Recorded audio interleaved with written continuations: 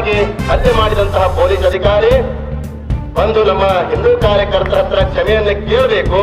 ಹೇಳಿ ಕ್ಷಮೆಯನ್ನ ಕೇಳಿ ಅವನನ್ನ ಈ ಬಾಗಲಕೋಟೆಯ ಎಸ್ಪಿ ಆಫೀಸಿನಿಂದ ಬೇರೆ ಯಾವ್ದಾರ ಜಿಲ್ಲೆಗೆ ಹಾಕಲಿ ಅನ್ನುವಂತಹ ಮಾತನ್ನು ಕೂಡ ಹೇಳಕ್ಕೆ ಬಯಸ್ತೇನೆ ಅನ್ನುವಂತಹ ಮುಗಿಸಿನ ಜೊತೆಗೆ ಒಂದು ಘೋಷವನ್ನು ಹಾಕ್ತೇನೆ.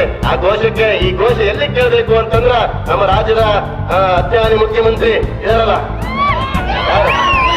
ಹಿಂದೂ ಧರ್ಮದ ವಿರೋಧಿ ಮಾಂಸ ತಿಂದು ದೇವಸ್ಥಾನಕ್ಕೆ ಹೋಗುವಂತಹ ವ್ಯಕ್ತಿ, ಅವರಿಗೆ ಮುಟ್ಟಬೇಕಾದ ಅವರಿಗೆ ಮುಟ್ಟಬೇಕು. ಏನ ಹೇಳ್ತಾರೆ ನಮ್ ಸರ್, ಇನ್ನು ನಾನು ಇನ್ನೊಂದು ಜನ್ಮ ಏನಾದ್ರು ಇದ್ರ ನಾನು ಮುಸ್ಲಿಂ ಜನ್ಮದ ಹುಡ್ತೀನಿ ಅಂತ ಮಾತನ್ನು ಹೇಳ್ತಾರಂದ್ರ ಎಂತ ಹಿಂದೂ ಇರ್ಬೇಕ್ರಿ ಆ ಮಂತ್ರಿ ಅನ್ನುವಂತಹ ಮುಖ್ಯಮಂತ್ರಿ ಅನ್ನುವಂತಹದವ್ರಿಗೆ ಅರ್ಥ ಆಗ್ಬೇಕು, ಅವರಿಗೆ ಮುಟ್ಟಬೇಕು ಈ ಸಂದೇಶ. ಹೇಳ್ಬೇಕು, ಬರೋ ಭಾರತ್ ಮಾತಾ ಕಿ